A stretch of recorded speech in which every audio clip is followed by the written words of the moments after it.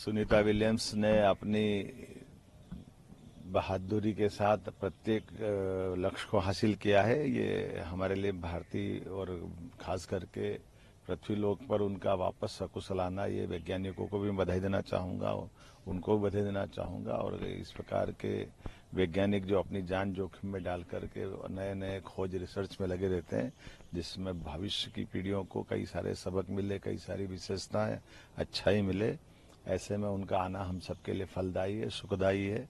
हम सब जानते हैं कि मूल रूप से वो भारतीय मूल की है, लेकिन भारत की नहीं है। लेकिन हम तो अपने उसके पूर्वजों के आधार पर, वो गुजरात की बेटी है, हमारी बेटी है, हम सब उसके सकुशल लौटने की खुशी में रंग पंचमी का आनंद और बढ़ जाता है। मेरी अपनी ओर से बधाई। कहा था कि हमारी सरकार किसी भी अपराध के अपराधी को नहीं छोड़ेगी। दुष्कर्म का एक अपराधी भोपाल में पकड़ा गया था। भोपाल सहित बड़े पैमाने पर सनसनी भी फैली थी और कई प्रकार के प्रश्न उठे थे। हमारे विरोधियों ने भी कहा था कि क्या होगा, बाद में क्या करोगे, कुछ नहीं होता है, बच जाते हैं।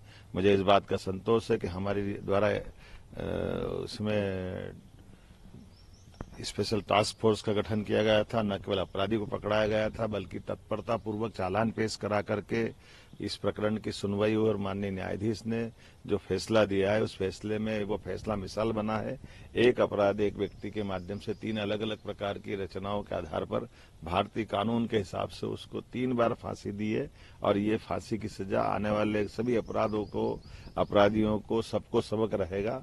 मैं मान के चलता हूं कि हमारी ये तत्परता है। प्रशासन और पुलिस को मैं बधाई देना चाहूंगा और भविष्य में ऐसी कोई घटना न हो, ये सबक सबके लिए याद रहेगा। मेरी अपनी ओर से सबको इस मामले में बधाई।